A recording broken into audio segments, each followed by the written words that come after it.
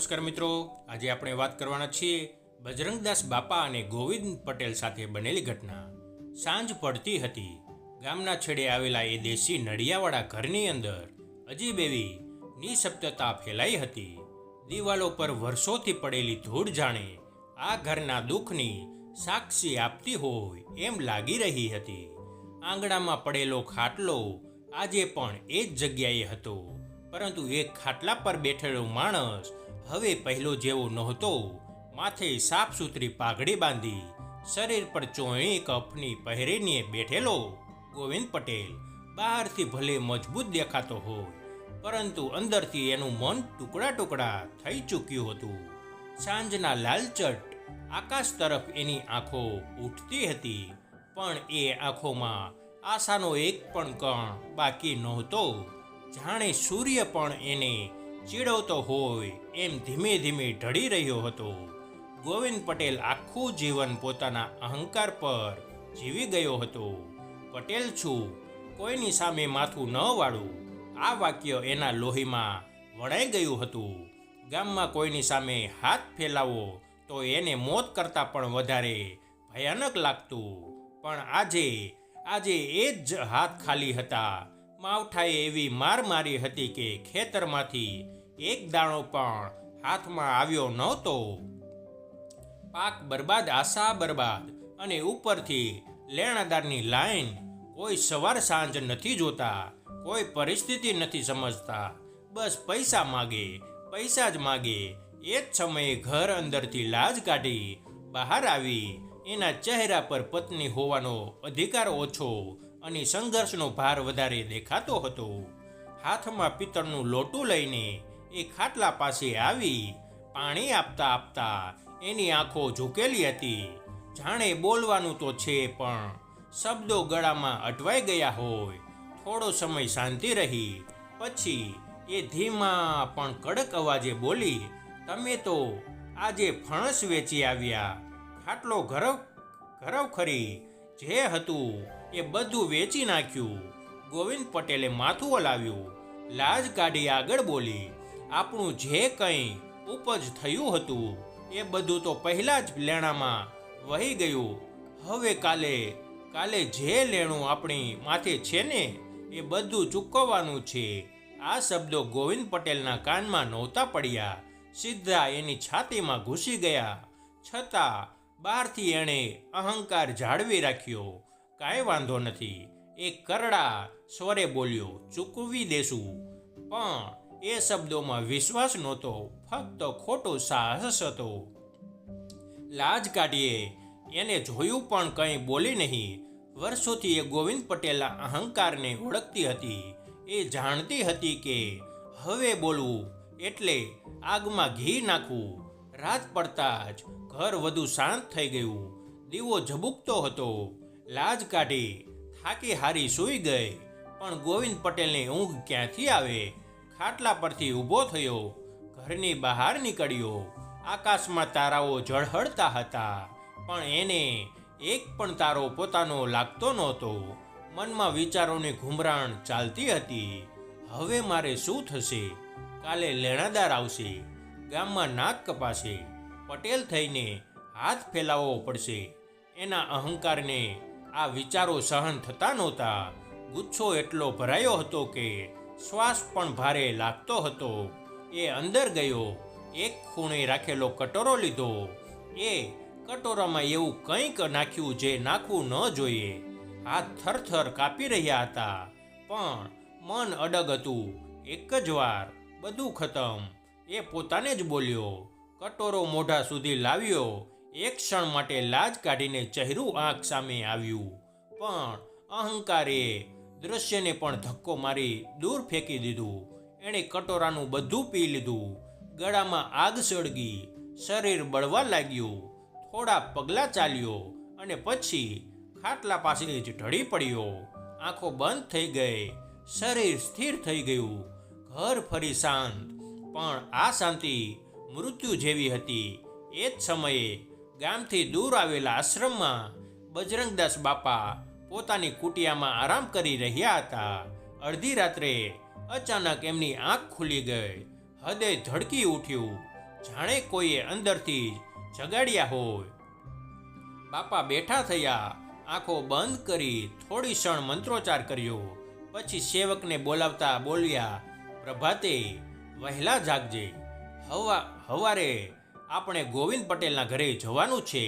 સેવક અચંબામાં પડી ગયો. બાપા અચાનક? બાપાએ ફક્ત એટલું કહ્યું, સમય વેડફવાનો નથી. ગામમાં ગોવિંદ પટેલનું ઘરમાં મૃત્યુ થયું છે, આપણે ત્યાં જવાનું છે. ગોવિંદની વહુ વહેલી સવારે જાગી, પણ ગોવિંદ પટેલ ઉઠ્યો નહોતો. સવારે વહેલો જાગે છે એ પોતાને સમજાવતી રહી, પણ જ્યારે શરીર હલ્યું નહીં ત્યારે એની છાતીમાં ધડાકો થયો. લાજમાં તેનું હૃદય ધબકતું બંધ થવા આવ્યું હતું. ગોવિંદ પટેલ ખાટલા પર નિષ્પ્રાણ પડ્યો હતો. શરીરમાં કોઈ હલનચલન નહીં, શ્વાસનો અવાજ નહીં. એના ચહેરા પર અજીબ શાંતિ હતી, એવી શાંતિ જે જીવતી માણસમાં ન હોય. લાજ કાઢી એને હલાવવાનો પ્રયત્ન કર્યો. હાથ પકડીને બોલાવી, ગોવિંદ ઉઠો, હજી સવાર થઈ છે. પણ એ અવાજ ખાલી દિવાલોમાં અથડાઈને પાછો ફરી આવ્યો. એ ઘરમાં હવે ફક્ત ડર હતો, કાળઝાળ ડર. આંખોમાંથી આંસુ વહેવા લાગ્યા, પણ અવાજ બહાર આવતો નહોતો. જાણે રડવાનો પણ અધિકાર છીનવાઈ ગયો હોય. એ જ સમયે ઘર બહાર પગલાઓનો અવાજ નજીક આવતો ગયો. લાજ કાઢીએ માથું ઊંચું કર્યું તો સામે બજરંગદાસ બાપા અને એમનો સેવક ઊભા હતા. બાપાના ચહેરા પર ગંભીરતા હતી, પણ એ ગંભીરતા ભયજનક નહોતી. એમાં કોઈ અદૃશ્ય વિશ્વાસ છુપાયેલો હતો. લાજ કાઢી તૂટી પડેલા સ્વરે બોલી, બાપા આવો. એ જાગતો નથી. બાપાએ કંઈ બોલ્યા વગર ઘર અંદર પગ મૂક્યો. ઘરની અંદર હજુ પણ ઝેરની તીવ્ર ગંધ હતી, પણ બાપાએ બધાથી પર હતા.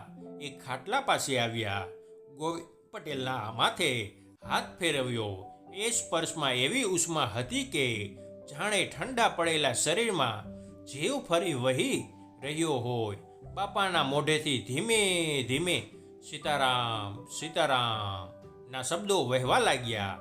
એ શબ્દો કોઈ ચમત્કાર કરતા મંત્ર જેવા નહોતા. એ તો આશ્વાસન હતા, વિશ્વાસ હતા. થોડા ક્ષણો પછી ગોવિંદ પટેલના શરીરમાં કંપન આવ્યું. આંખો ઝબકી. એ ઘૂસતે બેઠો થઈ ગયો. ચારેય બાજુ ડરી ગયેલી નજરે જોવા લાગ્યો, જાણે પોતે ક્યાં છે એ સમજવા એને સમય લાગતો હતો. ગોવિંદ પટેલ બજરંગદાસ બાપાને જોઈને થોડી ક્ષણ ચૂપ રહ્યો. એના અહંકારને સમજાતું નહોતું કે આ સમયે શું બોલવું. બાપાએ શાંતિથી પૂછ્યું, તારે માથે કેટલું લેણું છે? આ સવાલ સાંભળતા જ ગોવિંદ પટેલના ચહેરાનો રંગ બદલાઈ ગયો, જાણે કોઈ ફરીથી એના ઘા પર આંગળી મૂકી હોય. એ થરથર કાપતા સવરે બોલ્યો, બાપા 60,000 રૂપિયાનું. આ શબ્દ બોલતા બોલતા એ તૂટી પડ્યો. અહંકાર હવે અવાજમાં નહોતો, ફક્ત લાચારી હતી. બાપાએ એની આંખોમાં સીધું જોયું. તારે હારે બજરંગદાસ બાપો બેઠો છે. બાપાએ ધીમે પણ દ્રઢ અવાજે કહ્યું. એ વાક્ય ગોવિંદ પટેલના હૃદયમાં વીજળી જેમ ઉતરી ગયું. એણે માથું ઝુકાવી દીધું. વર્ષોથી જે માણસ કોઈની સામે ન વળ્યો હતો, આજે એનું માથું આપમેળે ઝૂકી ગયું હતું. બાપાએ પોતાની બંડીમાં હાથ નાખ્યો. થોડા ક્ષણોમાં એણે ગોઠવેલા નોટો બહાર કાઢી. 60,000 રૂપિયા, એક પણ ઓછા નહીં. બાપાએ રૂપિયા ગોવિંદ પટેલના હાથમાં આપતા કહ્યું, હાલે, તારા જેટલા લેણા છે ને એટલા ચૂકવી દે. આ ક્ષણ ગોવિંદ પટેલ માટે પૈસાની નહોતી, અહંકાર તૂટી જવાની હતી. એના હાથ કંપી રહ્યા હતા, આંખોમાંથી આંસુ વહેતા હતા. એ ખાટલા પરથી નીચે ઉતરી ગયો અને બજરંગદાસ બાપાના પગમાં પડી ગયો. બાપા, મેં તો બધું ખતમ કરી નાખવાનું વિચાર્યું હતું.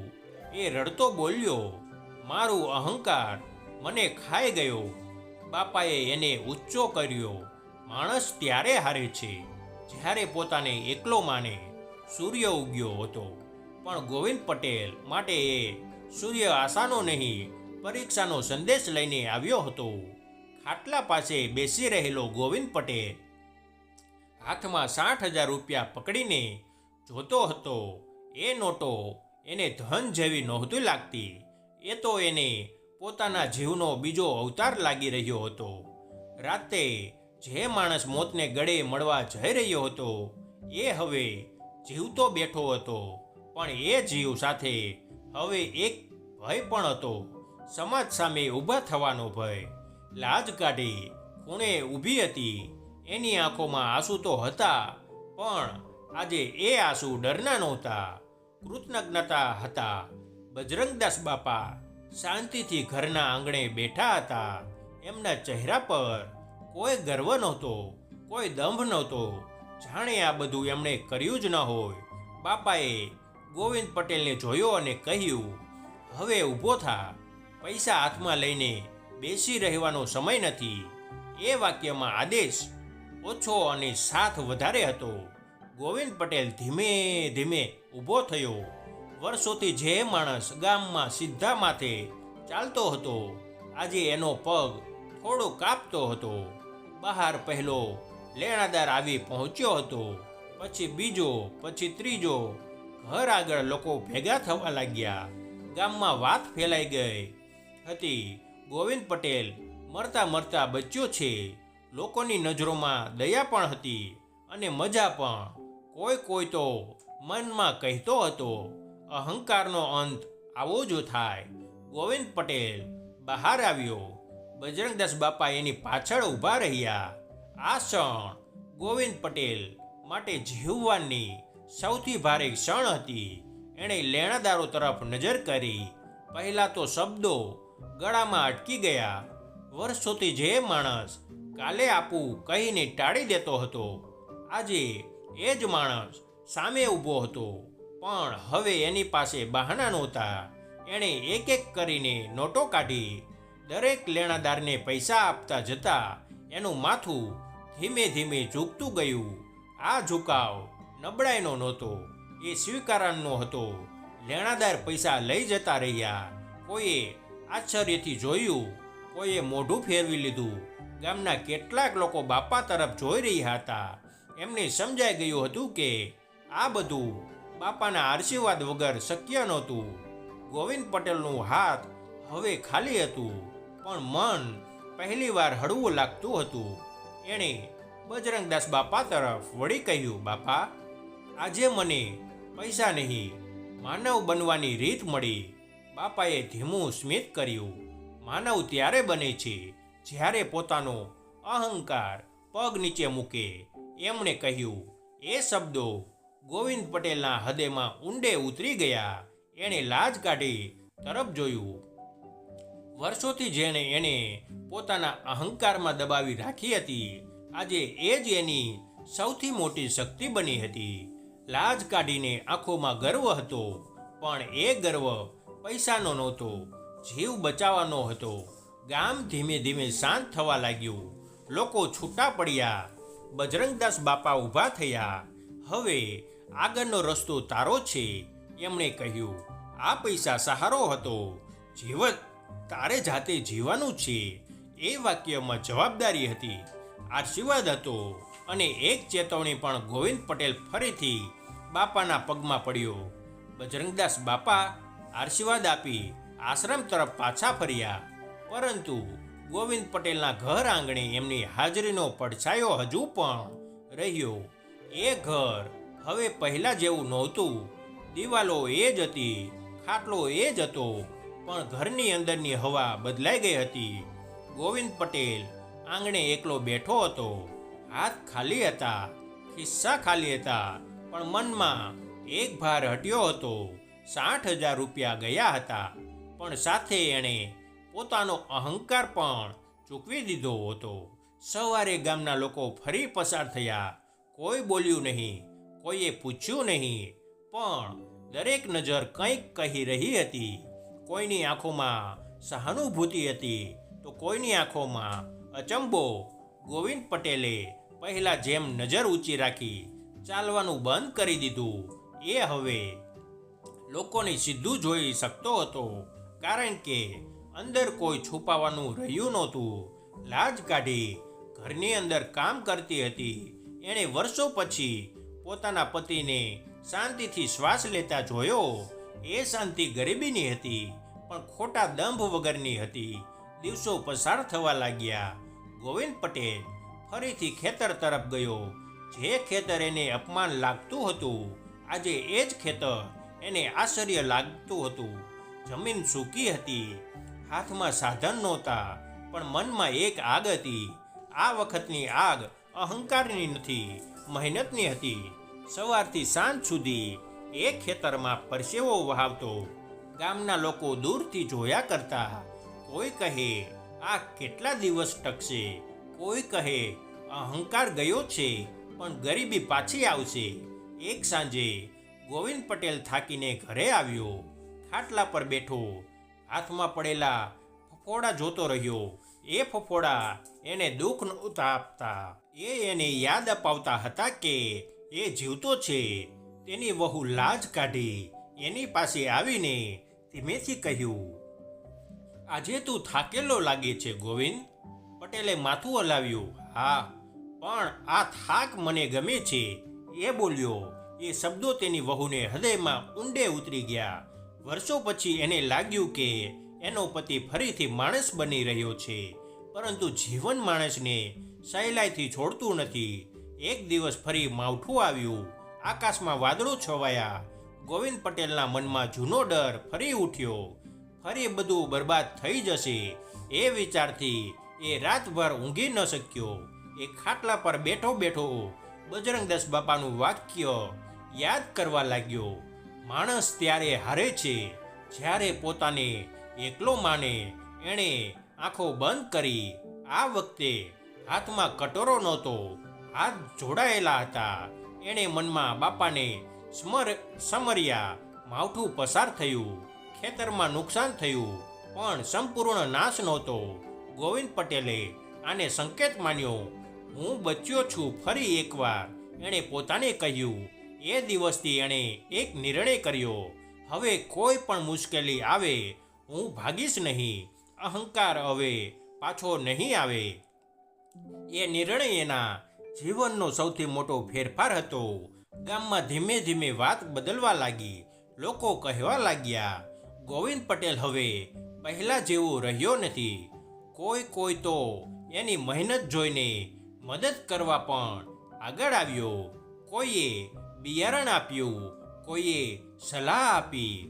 ગોવિંદ પટેલે કોઈ સામે અહંકાર રાખ્યો નહીં, પણ પોતાનો આત્મસન્માન પણ ગુમાવ્યો નહીં. એણે સમજ્યું કે નમ્રતા અને નબળાઈ એક નથી. સમય પોતાની ગતિએ આગળ વધતો રહ્યો. દિવસો મહિનામાં અને મહિના વર્ષમાં બદલાતા ગયા. ગોવિંદ પટેલનું જીવન હવે પહેલા જેવું રહ્યું નહોતું. એ જ ઘર, એ જ ખાટલો, એ જ આંગણું, પરંતુ હવે આ બધામાં એક શાંતિ હતી. એવી શાંતિ જે પૈસાથી નથી આવતી. ખેતરમાં મહેનત કરતા કરતા ગોવિંદ પટેલે પોતાના હાથ ફરી મજબૂત કર્યા અને મનને પણ એટલું જ મજબૂત બનાવ્યું. અહંકાર હવે ભૂતકાળ બની ગયો હતો. એક વાત એવી યાદ આવે છે, વારંવાર ચેતવણી હતી કે માણસ કેટલી સહેલાઈથી પોતે જ પોતાનો દુશ્મન બની જાય છે. એક વર્ષ પછી ફરી માવઠું આવ્યું. આ વખતનું માવઠું વિનાશ લઈને આવ્યું નહોતું, પણ પરીક્ષા લઈને આવ્યું હતું. વરસાદ માપસર પડ્યો. ખેતરમાં લીલો રંગ ફરી છવાયો. ગોવિંદ પટેલ ઊભો રહીને એ દ્રશ્યો જોતો રહ્યો. એની આંખોમાં આંસુ આવી ગયા. આ આંસુ દુઃખના નહોતા, આંસુ આભારના હતા. એ મનમાં બજરંગદાસ બાપાને યાદ કરી બોલ્યો, બાપા, તમે મને પૈસા નથી આપ્યા, તમે મને જીવવાનું શીખવ્યું. ગામમાં હવે ગોવિંદ પટેલને લોકો નવી નજરે જોતા હતા. પહેલા જે માણસને અહંકાર માટે ઓળખતા, આજે એને સહનશીલતા માટે ઓળખતા. કોઈ મુશ્કેલીમાં ફસાય તો ગોવિંદ પટેલ આગળ વધીને કહેતો, હું પણ તૂટી ગયો હતો પણ ઊભો રહ્યો. એ શબ્દોમાં અનુભવ હતો, ખોખલો ઉપદેશ નહોતો. લાજ કાઢી એને દૂરથી જોયા કરતી. એના ચહેરા પર હવે ચિંતા નહોતી, સંતોષ હતો. એને ખબર હતી કે આ માણસ હવે ફરી ક્યારે અંધકારમાં ભાગશે નહીં. એક દિવસ ગોવિંદ પટેલ આશ્રમ ગયો. હાથમાં કોઈ ભેટ નહોતી, કોઈ દંભ નહોતો. બજરંગદાસ બાપા ધ્યાનમાં બેઠા હતા. ગોવિંદ પટેલ શાંતિથી નજીક જઈ બેઠો. થોડી વાર પછી બાપાએ આંખો ખોલી. ગોવિંદ પટેલ કંઈ બોલ્યો નહીં, ફક્ત માથું ઝુકાવ્યું. બાપાએ એની આંખોમાં જોયું અને સ્મિત કર્યું. હવે તને કોઈ સહારો જોઈએ છે? બાપાએ પૂછ્યું. ગોવિંદ પટેલે ધીમે સ્વરે કહ્યું, હવે મને ફક્ત યાદ રાખવું છે કે હું માણસ છું. બાપાએ આશીર્વાદ આપતા કહ્યું, જે માણસ પોતાનો અહંકાર જીતી લે એને જીવન હરાવી શકતું નથી. એ વાક્ય ગોવિંદ પટેલના જીવનનો મંત્ર બની ગયું. એ દિવસ પછી એ આશ્રમમાં વારંવાર આવતો. કોઈ ચમત્કાર માગવા નહીં, ફક્ત પોતાની યાદ અપાવવા કે એક સમય એવો પણ હતો જ્યારે એ હારી ગયો હતો. ગામના લોકો આજે પણ એ ઘટના યાદ કરે છે. કોઈ કહે છે એ દિવસે બાપાએ માણસને જીવતો કર્યો. કોઈ કહે છે એ દિવસે અહંકાર માર્યો. પણ ગોવિંદ પટેલ માટે એ દિવસ જીવનનો બીજો જન્મ હતો. એ જાણતો હતો કે જો બજરંગદાસ બાપા એ રાતે ન આવ્યા હોત તો આ બધું કદી શક્ય ન બનત. સાંજ પડે ત્યારે ગોવિંદ પટેલ આજે પણ ખાટલા પર બેઠો રહે છે, આકાશ તરફ જુએ છે. પણ હવે એ નજરમાં નિરાશા નથી, આશા છે. હાથ ખાલી હોય તો પણ દિલ ભરેલું છે. એ જાણે છે કે પૈસા આવી જાય જતા રહે, પણ અહંકાર એકવાર આવ્યો તો માણસને જીવતો દફન કરી દે છે. અને આશીર્વાદ એકવાર મળ્યો તો આખી જિંદગી રસ્તો બતાવે છે. મિત્રો, આ વાર્તા સત્ય આધારિત છે અને બનેલી ઘટના પણ છે. જે માણસે આપણે અવારનવાર ફિલ્મમાં છે વિડીયો રૂપે જોતા હોઈએ છીએ, પણ વાર્તાને અમુક અંશે અમે કાલ્પનિક રચના કરી છે. આવા જ વિડીયો જોવા માટે અમારી ચેનલ સાથે બન્યા રહેજો. અમારી ચેનલને સબસ્ક્રાઇબ કરી દેજો. તમારો ખૂબ ખૂબ આભાર.